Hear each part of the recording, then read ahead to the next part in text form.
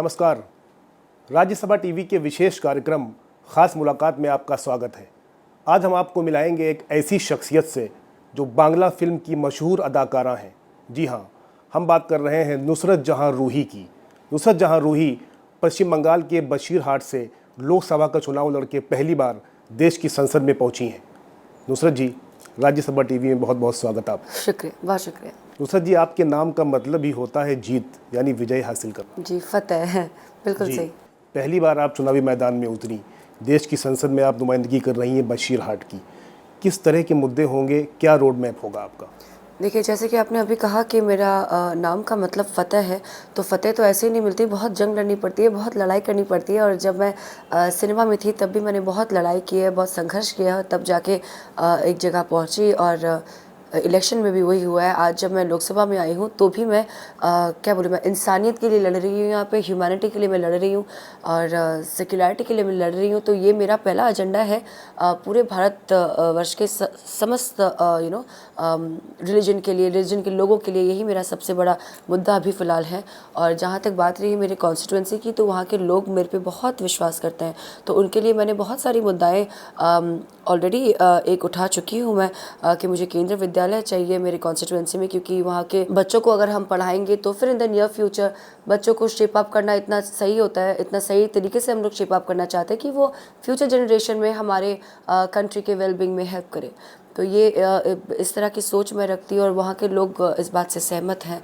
सो ऐसे बहुत सारे और प्लान्स हैं, बहुत सारे और मुद्दे हैं, रेलवे से लेके ब्रिजेस से लेके बहुत कुछ, जो कि वहाँ के लोगों के लिए सुविधा, अच्छा लाइफ दे सके, उनके लिए सुविधा हो।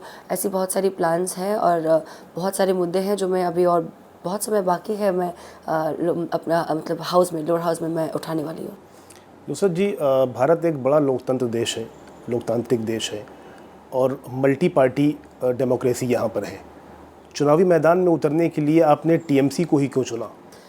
देखिए, पहली बात तो टीएमसी की जो लीडर है वो है हमारे माननीय मुख्यमंत्री ममता बनर्जी। तो दीदी को मैंने जब अपना पहला 18 साल का मैंने वोट दिया था, तो मैंने टीएमसी या कोई और पार्टी सोचते हुए नहीं दिया था, मैंने ममता बनर्जी को वोट दिया था। इसीलिए क्योंकि उनका वो जो फाइटिंग स्पिरिट होता है वो मुझे बहुत इंस्पायर करता है। और दीदी को देख के मुझे लगता है कि वो एपिटोम ऑफ विमेन एम्पावरमेंट है। मतलब वो हमेशा औरतों के बेटरमेंट के लिए लड़ी है, लोगों के लिए। आज सियासी रूप से अगर आप देखें तो लोग सिर्फ पावर के पीछे दौड़ते हैं, बहुत सारी बातें करते हैं कि हम ये करेंगे, हम वो करेंगे, और फिर इलेक्शन जीतने के बाद कोई करता नहीं है लोगों के लिए। ऐसे कंप्लेंट्स लोग भी करते रहते हैं। तो दीदी का क्या है ना कि मैं उन्हें पर्सनली जानती हूँ, तो मैं ये कह सकती हूँ कि वो पर्सनली जब लोगों से इंटरैक्ट करती है, बात करती है, उनका दुख दर्द वो समझती हैं। तो ये मैं पॉलिटिकली बोल नहीं रही हूँ, मैं थर्ड पर्सन के रूप से बोल रही हूँ, क्योंकि मैं कंप्लीटली पॉलिटिकल फील्ड से तो मैं बिल्कुल भी नहीं आती हूँ, मैं आती हूँ कोई और फील्ड से। तो as a third party I can always say that she is always understood the pain of people and the demands. And Bengal के लोगों का बहुत सिंपल सा चाहिए है, वो बस अच्छे से आराम से जीना चाहते हैं। बोलते नहीं, बंगाली बड़े लेज़ी होते हैं, चिल्ड आउट होते हैं, खाना पीना बहुत ज़्यादा पसंद करते हैं। तो उनको चाहिए नौकरी, उनको चाहिए एक अच्छी हेल्दी ज़िंदगी, बेसिक उनके जो नीड्स हैं वो। तो दीदी ने हमेशा ये हरदम बेसिस में एकदम जाके, एकदम रॉक बॉटम में जाके, she has felt their needs and she is fulfilled their needs. So ये मुझे बहुत बहुत ज़्यादा इंस्पायर करता है। बशीरहाट जो किसानों के संघर्ष के लिए जाना जाता रहा है, वहाँ पे बेरोज़गारी भी है, कुछ बुनियादी सुविधाओं का भी अभाव है। एज मेंबर ऑफ पार्लियामेंट किस तरह से आप चुनौती मानती हैं कि वहाँ की समस्याओं को आप दूर करने का प्रयास करेंगी? देखिए, कोशिश शुरू हो गई है। हमारे नेतृत्व, हमारे लीडर्स जो वहाँ पे हैं वो ऑलरेडी काम किए हैं बसीरहाट में, विच इज़ वाई लोग कोई और पार्टी की तरफ इंक्लाइंड नहीं है, टीएमसी की तरफ इंक्लाइंड है। और उनका बहुत भरोसा है ममता बनर्जी पे, क्योंकि दीदी ने वहाँ पे दीदी के रहते हुए बहुत सारा काम किया हुआ है।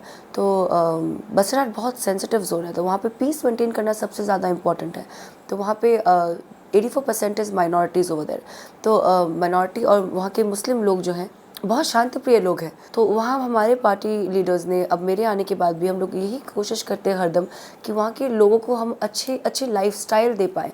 और जिस तरह का टाइम आज आया हुआ है, मोर देन एनीथिंग एल्स लोगों का माइंड ब्रॉडन करना वो ज़्यादा इम्पॉर्टेंट हो गया है कि आज के पीढ़ी के साथ या आज के सोच के साथ ताल मिलाकर आगे बढ़ना, ये बहुत इम्पॉर्टेंट हो गया। ये मैं बिल्कुल कोशिश करती हूँ, which we have already started working on.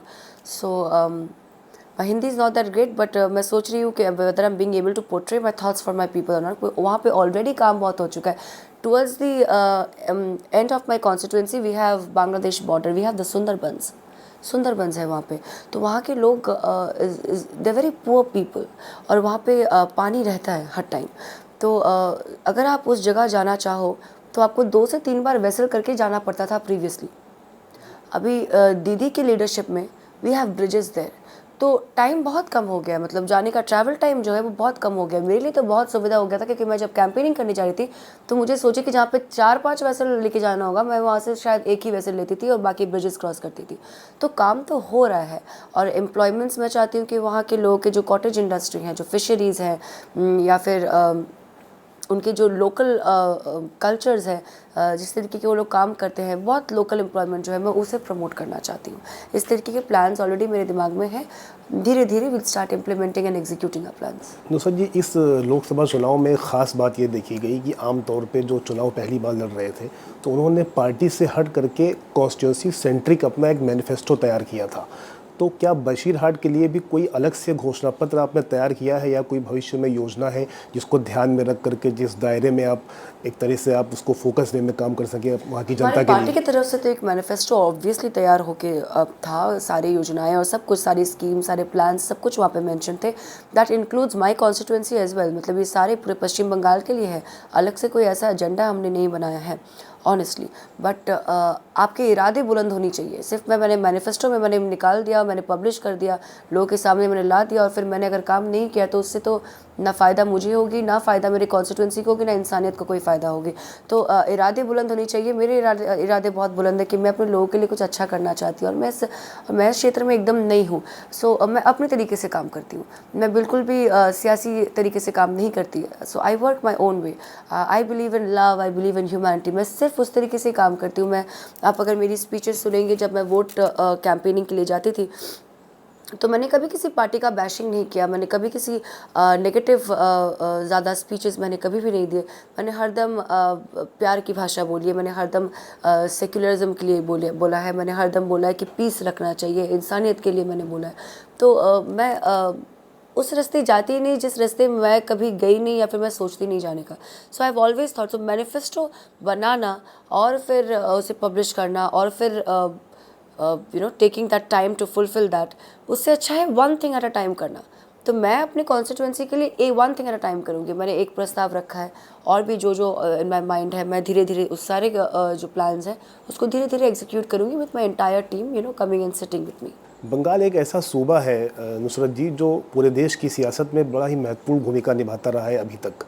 Lok Sabha चुनाव के जो नतीजे आए इस बार, उसमें कहीं ना कहीं जो नतीजे टीएमसी के पक्ष में है, चूँकि आप उनकी पार्टी से मेंबर ऑफ पार्लियामेंट हैं, तो कहीं ना कहीं ये खतरे के संकेत नहीं नज़र आ रहे हैं आपको बंगाल में?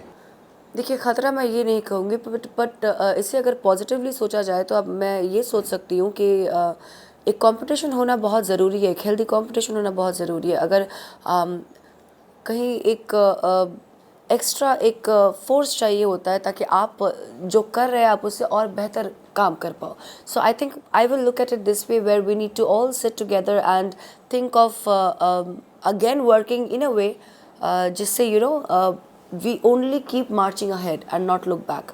तो पीछे देखने का तो सवाल ही नहीं उठता। So my party leaders and everybody, we only think of marching ahead. तो जो भी हुआ है वो एक तरीके से अलार्मिंग है, और एक तरीके से it is giving us another push कि हम और बेहतर तरीके से और काम करें, ताकि नेक्स्ट चुनाव में we come back with full range. लेकिन अभी धर्म और राजनीति के नाम पे जो हिंसा पश्चिम बंगाल में हालिया, अगर मैं आपको मिसाल दूं, जो हो रही है, तो उसके लिए कौन जिम्मेदार है फिर? देखिए, उसके लिए ज़िम्मेदार कोई भी हो, वो जैसी भी सिचुएशन हो वो बंद होनी चाहिए। ज़िम्मेदार कौन है उसके पीछे जाएंगे। हमेशा क्या होता है, एक सिंपल सा लॉजिक मैंने भी लाइफ में फॉलो किया है, प्रॉब्लम क्या है अगर वो सोचो तो सोल्यूशन कभी नहीं मिलेगी। तो सोल्यूशन का पहले सोचना चाहिए। तो प्रॉब्लम जो भी हो उसको तो छोड़ ही देते हैं, सोल्यूशन हमारे पास क्या हो सकता है उसको लेके ज़्यादा सरदर्द अभी तो फ़िलहाल है। तो मैं ये सवाल ज़रूर उठाऊंगी सेंट्रल गवर्नमेंट के सामने, और मैं ज़रूर ये बोलूँगी कि ये जो भी हो रहा है, जिस प्रकार की हिंसा हो रही है बंगाल में, क्यों चारों तरफ हो रही है, only in the name of religion, it must stop. तो मैंने हर बार यही कहा है कि religion is different and politics is different, the two have no similarities, अलग है। दोनों इंसान के लिए बना है और एक इंसान के हक के लिए है, इंसान के बेटरमेंट के लिए है, और एक और इंसान को एम्पावर करने के लिए है, डिसएम्पावर करने के लिए नहीं है। रिलीजन जो है वो इंसान को स्ट्रेंथ देना चाहिए। रिलीजन के नाम पे अगर आप इंसान को एम्पावरमेंट नहीं कर रहे हो, डिसएम्पावर कर रहे हो, तो गलत हो जाती है। तो इट शुड स्टॉप ASAP। देश की संसद में आप नुमाइंदगी कर रही हैं, 46 महिला सांसद हैं जो पहली बार चुन करके आई, आप उनमें से एक हैं। नए जो स्पीकर महोदय ओम बिरला जी हैं, वो तमाम नए सांसदों को बहुत अच्छे मौके दे रहे हैं अपनी बात रखने का। आपको अब तक कितने मौके मिले, किस तरह की बात आपने वहाँ पे रखी, और अभी क्या योजना है आपकी आगे? पहले तो एकदम भी आपने बिल्कुल सही बात कही है कि हमारे अध्यक्ष महोदय he is been very very kind. हमारे ऑनरेबल स्पीकर बहुत अपॉर्चुनिटीज़ दे रहे हैं युवा नेताओं को कि वो आगे आए और अपने अपनी प्रॉब्लम्स के बारे में डिस्कशन करें। तो मुझे एक अपॉर्चुनिटी दी गई थी, तो आई डिड दैट और I made full use of the opportunity. और मुझे बहुत अच्छा लगा कि मैं पहली बार आके ही और पहली बार ही मुझे मौका मिल गया था बात करने के लिए। ऐसे और बहुत मौके आएंगे, मैं कंटिन्यूसली अप्लाई करती रहती हूँ। सो लेट्स सी कि और कितने सारे अपॉर्चुनिटीज़ मुझे मिलती है बोलने के लिए। और अभी हमारे हाउस में सब कुछ बहुत ज़्यादा लीनियंट है, कोई यहाँ पे बायस नहीं है। ऐसा नहीं है कि कोई यहाँ पे पार्टी बायस है। यहाँ पे हमारे जो स्पीकर ऑनरेबल स्पीकर हैं, he is not bias towards anybody. तो सबको मौका मिलता है बात करने का, और सबको मौका मिलता है अपना प्रॉब्लम्स शेयर करने का, सल्यूशन निकालने का। So I am very very honoured and obliged. देश की संसद में पहले भी बॉलीवुड की कई हस्तियां चुन करके आईं और पार्लियामेंट की गरिमा को उन्होंने बढ़ाया। आमतौर पे ये देखा गया है कि चूँकि जिस प्रोफेशन से वो ताल्लुक़ रखते हैं, तो बहुत हेक्टिक शेड्यूल होता है उनका, वक्त बहुत कम निकाल पाते हैं। आप ये दावा कर रही हैं कि हम अपने देश, ख़ासकर जो मेरी कॉन्स्टिट्यूंसी है, उसके लिए हम समर्पित हैं, विकास कार्यों को आप अंजाम देंगी।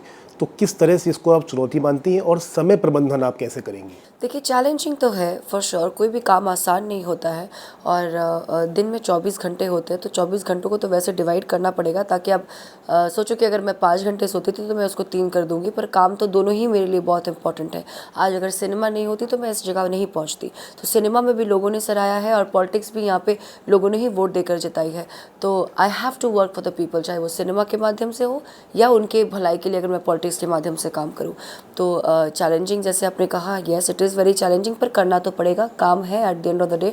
जैसे कि बाकी लोगों के बाकी एक्टर्स का तो मैं जिम्मेदारी नहीं ले सकती एक्शंस का, बट मैं अपने लिए ये बोल सकती हूँ कि मैं अपना शूटिंग छोड़ के आज यहाँ पे सेशंस अटेंड कर रही हूँ। एंड काफ़ी दिन हो गए कि मैं दिल्ली में हूँ, और भी कुछ दिन मैं यहाँ पे रहूँगी। Like I will stay here for another week, and मुझसे जितना हो पाएगा मैं बिल्कुल कर रही हूँ। वापस जाते ही मेरी फिल्म की शूटिंग शुरू हो जाएगी, फिर भी मैं वापस आऊँगी यहाँ पे सेशन कंक्लूड करने के लिए। क्योंकि just to prove a point कि आर्टिस्ट आते हैं, ऐसा नहीं, क्योंकि मैं धीरे धीरे सीखना चाहती हूँ। ये मेरी मर्ज़ी है, ये मेरा अपना विश है। तो वैसे सब अपने तरीके से काम करते हैं, मैं भी अपने तरीके से काम कर रही हूँ। प्राथमिकता किसको रहेगी, फिल्म को रहेगी या संसद को रहेगी? प्राथमिकता एक को मैं कभी नहीं दूंगी। It is always both for me. जैसे मैंने अभी कहा, जितना मेरे लिए फिल्म्स इंपॉर्टेंट है, उतना ही मेरे लिए पॉलिटिक्स इंपॉर्टेंट है। मुझे दोनों को इक्वल समय देना पड़ेगा, और मुझे बैलेंस करना पड़ेगा। ये बैलेंसिंग का जो जॉब है वो थोड़ा चैलेंजिंग है पर मेरे लिए, पर इंशाल्लाह आई विल डू इट। आप एक ऐसी सांसद हैं इस लोकसभा में कि जो आकर्षण का केंद्र है, संसद में भी और संसद के बाहर भी। सोशल मीडिया पर लोग काफ़ी फॉलो कर रहे हैं आपको। आपके बारे में एक राय बन रही है कि आप धर्म और जाति से ऊपर उठकर काम करती हैं आप, इसकी मिसाल भी आपने पेश की अभी। क्या कहना चाहती हैं आप? ये मेरे लिए बहुत गर्व की बात है और बहुत सम्मान की बात है कि अगर आज की जनरेशन, बोलिए कि आज का न्यू एज इंडिया अगर मुझे सपोर्ट कर रहा है, इस तरीके की सोच मैं चाहती हूँ कि जैसे हम स्कूल जाते हैं, इतना एजुकेशन होती है, हमारी एजुकेशन घर पे ही शुरू हो जाती है, तो फैमिली से ही। तो मेरे मॉम डैड ने मुझे हरदम यही सिखाया कि धर्म से ऊपर इंसानियत होती है, हरदम। So humanity is above all religion, love is above all religion, और हर रिलीजन स्पीक्स ऑफ लव। तो हम पॉजिटिव चीज़ें क्यों नहीं देखते हैं, हम क्यों हरदम नेगेटिव चीज़ें जो होता है कि ये कर सकते हैं और वो नहीं कर सकते, ये हम देखते हैं। हमें इस तरीके की सोच रखनी ही नहीं चाहिए, हमें हमेशा पॉजिटिव सोच रखनी चाहिए, क्योंकि अगर हम पॉजिटिव सोच रखेंगे तो पॉजिटिव काम करेंगे, पॉजिटिव काम करेंगे तो इंशाल्लाह आउटकम भी पॉजिटिव ही होगी। इतना सिंपल सा थ्योरी है, इतना सिंपल सा इक्वेशन है जो पता नहीं लोग क्यों बैलेंस ही नहीं कर पा रहे हैं। But I am so glad कि today's times everybody, every Indian, every woman, every man has been supporting me in this. तो इंडिया को हमेशा सेक्युलर डेमोक्रेटिक कंट्री कहा जाता है, तो ये सेक्युलरिज्म हम क्यों अपने अपने कंट्री के कल्चर से जाने दें। We should always have this, secularity should be very very important point in our constitution. तो आई अबाइड बाय इट, और आई एम सो ग्लैड कि आजकल के लोगों की सोच भी वैसी हो रही है। सो बहुत अच्छा लगता है ये देख के। आप आज करियर के इस मुकाम पे पहुंची हैं, सियासत के एतबार से भी और फिल्मी दुनिया के एतबार से भी। अपनी कामयाबी का श्रेय किसको देती हैं आप? ऊपर वाले को तो बिल्कुल दूंगी, क्योंकि और किस्मत से, जो वो कहते हैं ना कि वक्त से पहले और किस्मत से ज़्यादा ना किसी को कभी मिला है ना मिलेगा। तो वक्त को और किस्मत को और ऊपर वाले को, इनका सबका एक रोल प्ले होता है इंसान के लाइफ में। तो ज़रूर उनको श्रेय दूंगी, और श्रेय दूंगी मेरे फैमिली को, मेरे मॉम एंड डैड को, जिन्होंने मुझे बहुत सपोर्ट किया है, अच्छे से पढ़ाया लिखाया, अच्छी तालीम दी है। और अभी I am married to someone who is an amazing human being, बहुत अच्छे इंसान है, मेरे बैकबोन है, स्ट्रेंथ है। तो जब बहुत लोग मेरे बारे में अगेंस्ट में बोलते हैं तो मुझे बहुत स्ट्रेंथ और ताकत मिलती है मेरी फैमिली से, मेरे मॉम डैड से, मेरे हस्बैंड से। तो श्रेय तो उनको ही जाता है, और श्रेय जाता है उन लोगों को जो हरदम मुझे सपोर्ट किए हैं, और जो मेरा सही सोच है उसको सही बोले हैं, जो गलत सोच है उसको गलत बोले। अभी आने वाले दिनों में चूँकि आपकी जो सियासी सक्रियता है वो बढ़ेगी धीरे धीरे, तो ज़्यादा जैसा कि मैंने जिक्र किया आपसे कि बैलेंस रखने का इरादा है कि ज़्यादा सियासत में इन्वॉल्व आप होंगी, या फिल्मों में भी आप 6 फिल्में आप कर चुकी हैं? फिल्म मेरी पैशन है। नहीं, मैंने 16 फिल्में की है, तो फिल्म इज़ माई पैशन। तो पैशन को टाइम दूंगी ना तो मन भी शांत होता है, मन को भी खुशी मिलती है। पर और जो सियासत है, सियासत को मैं उस रूप से नहीं देखती हूँ जिस रूप से लोग देखते हैं, politics and this and that. मैं देखती हूँ कि ये बहुत बड़ी एक जिम्मेदारी है, और ज़िम्मेदारी जब अपने सर पे होती है, अपने कंधे पे होती है, ज़िम्मेदारी तो निभानी पड़ती है। तो टाइम तो देना पड़ेगा। अभी पैशन को टाइम दूंगी और ज़िम्मेदारी को भी टाइम दूंगी। डिपेंड करता है कि कौन से टाइम पे किसकी ज़्यादा इम्पोर्टेंस रहेगी, वैसे ही एक्ट करूंगी। आपने 16 फिल्में की हैं, अभी आपने जिक्र किया। किस तरह का किरदार आप ज़्यादा निभाना पसंद करती हैं, और कई बार जो पसंद है आपको उससे अलग हट करके भी आप तमाम चुनौतियों को आप स्वीकार करती हैं? नहीं, मैंने हरदम वही कैरेक्टर्स चूज़ किए हैं जो मुझे स्क्रिप्ट में अच्छे लगे हैं, चैलेंजिंग लगे हैं। कभी कोई स्वीट कैरेक्टर्स भी है, कभी कोई मस्ती वाली कैरेक्टर भी है, कभी कोई बहुत सीरियस कैरेक्टर है, कोई सोशल मैसेज देता है। बहुत सारे अडेप्टेशंस भी किए हैं मैंने, जूलियस सीजर, एंथनी क्लियोपैट्रा, उस तरीके के। तो हर तरीके का किरदार मैं कर चुकी हूँ अभी तक, उसको लेके। और मैं कभी ये नहीं सोचती कि मुझे यही पर्टिकुलर ढांचे का किरदार चाहिए, कि इसी शेड का मुझे किरदार चाहिए। I am open to working in any of the characters that come to me. बस थोड़ी सी मीठी रोल होनी चाहिए, और थोड़े शेड्स होनी चाहिए, शेडी कैरेक्टर होनी चाहिए। शेडी कैरेक्टर बोले से shady is a very wrong word, shades होने चाहिए कैरेक्टर में। तो इस तरीके का character I have always chosen for my self. तो ये जो फिल्में आपने की, ये रोल आपको अचानक से मिल गए, या इसके लिए बहुत संघर्ष आपको करना पड़ा, बड़ी मशक्क़त जद्दोजहद आपको करनी पड़ी, तब आपको ये इस तरह का रोल आपको मिला, इतनी प्रसिद्धि आपको मिली? हाँ, वो मैं ये कह सकती हूँ कि एक्टिंग मैंने एक्टिंग सीखा नहीं, और मैं जस्ट एक नॉर्मल कॉलेज में स्टूडेंट थी, और अचानक से दोस्तों ने कहा जाके ऑडिशन दे दो, और तुम्हें बुला रहे हैं, तुम्हारे फ़ोटोज़ उनको बड़ा पसंद आए। मैं गई और मैंने बहुत हाफ हार्टेडली ऑडिशन दिया, ये सोचते हुए कि मुझे तो कंफर्म्ड हो, मैं तो सिलेक्ट होने वाली हूँ नहीं भाई।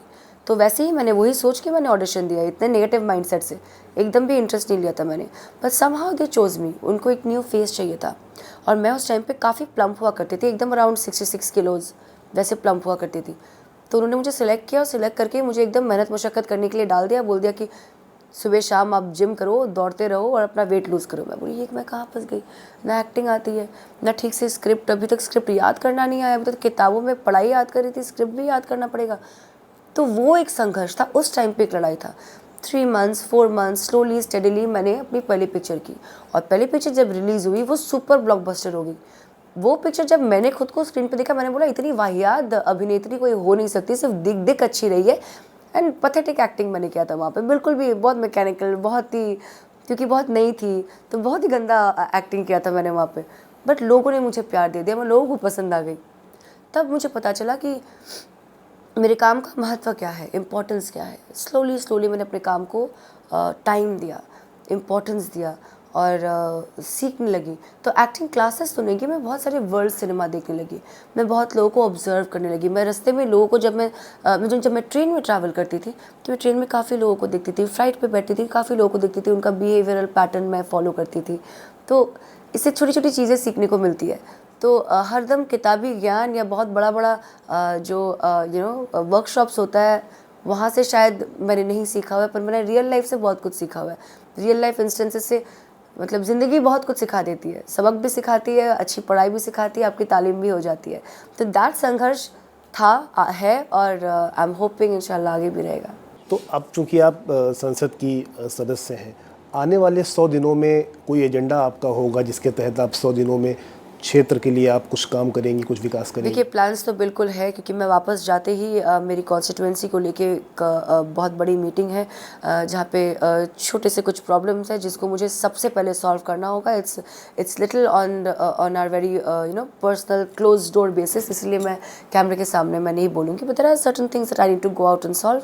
तो वो मेरा सबसे पहला एजेंडा है। उसके लिए मुझे 100 दिन नहीं 100 घंटे चाहिए, 100 घंटे मिलेंगे, मैं सॉल्व कर दूँगी। वो सबसे पहला एजेंडा है मेरा। आमतौर पर कहा जाता है कि जो फिल्मी हस्तियाँ होती हैं, संसद में उपस्थिति उनकी अटेंडेंस कम होती है, ऐसा देखा गया है। इसे आप कितना चुनौतीपूर्ण मानती हैं अपने लिए? देखिए, फ़िलहाल तो मैं यहाँ पे हूँ, रोज़ जा रही हूँ, रोज़ मैं हाउस में बैठ रही हूँ और ऑब्ज़र्व कर रही हूँ। ज़्यादा अगर कुछ कर भी नहीं पाई तो समझने की कोशिश कर रही हूँ कि क्या हो रहा है, क्योंकि हम बहुत नए हैं, मैं और मेरी कलीग, हम दोनों बहुत नए हैं, मैं और मिमी यहाँ पे। बड़ों के साथ रहती हूँ, सीखने की कोशिश कर रही हूँ, तो उसके लिए अटेंडेंस बहुत इंपॉर्टेंट है। जहाँ तक मुझे लगता है कि अगर मैं यहाँ पे, के लिए अभी स्पीकर महोदय ने वर्कशॉप भी ऑर्गेनाइज कराया, तो उसमें आप कितना? हमारे लिए एक न्यू प्रोग्राम है जिस प्रोग्राम में we will be sitting and learning, और काफ़ी किताबें हैं जिसे हमें पढ़नी पड़ रही है। मुझे कभी कभी ये भी फील होता है कि मैं वापस कॉलेज डेज़ में वापस चली गई हूँ, पर बहुत अलग तरीके का एक एक्सपीरियंस है और बहुत अच्छा अनुभव रहा है अभी तक, बहुत मज़ा आ रहा है। तो इसीलिए अटेंडेंस तो मेरी अभी तक ठीक ही है, और आगे भी इंशाल्लाह मैं कोशिश करूँगी कि मैं टाइम दे पाऊँ कोई और चीज़ के लिए, अगर ना हो सके तो एटलीस्ट सीखने के लिए, क्योंकि बहुत कुछ सीखने को मिलता है। यहाँ पे हमारे इतने सीनियर लीडर्स हैं, हर पार्टी के बहुत सारे सीनियर लीडर्स हैं जो बहुत सारे मुद्दों पे बात करते हैं और सवाल उठाते हैं। तो बहुत अच्छा लगता है ये देख के कि हमारे आसपास सारे डिग्निटरीज बैठे हैं और उनसे अगर सीखने को मिले तो क्या बात है। तो कोशिश करूँगी कि अटेंडेंस की जो परसेंटेज है वो इज़्ज़त वाली रहे। अपना रोल मॉडल किसको मानती हैं आप? खुद को। I never had any role model, और मैं इतना सोच के भी कभी आगे नहीं बढ़ी। मैं हरदम अपनी सोच में ही सीमित रही हूँ। मैंने कभी प्लानिंग नहीं की लाइफ की। तो जैसे हर दिन हर सुबह होती है, मैं वैसे ही पूरा दिन वैसे ही मेरे लिए ढल जाती है। मतलब I take each day as it comes to me. So कभी प्लानिंग नहीं किया, इसलिए रोल मॉडल किसी को बस ऐसा सोचा नहीं। तो ये थी नुसरत जहां, जो बशीरहाट से पहली बार देश की संसद में चुन करके आई हैं। राज्यसभा टीवी से ख़ास बातचीत की, बड़ी बेबाकी से इन्होंने अपनी बात रखी। तमाम मुद्दों, मसले मसाइल से जुड़े, जो आम लोगों से जो मसले जुड़े हैं, उनको उन्होंने खुल करके बात रखी। फ़िलहाल इस पेशकश में इतना ही। हमें दीजिए मेरी पूरी टीम के साथ इजाज़त। देखते रहिए राज्यसभा टीवी।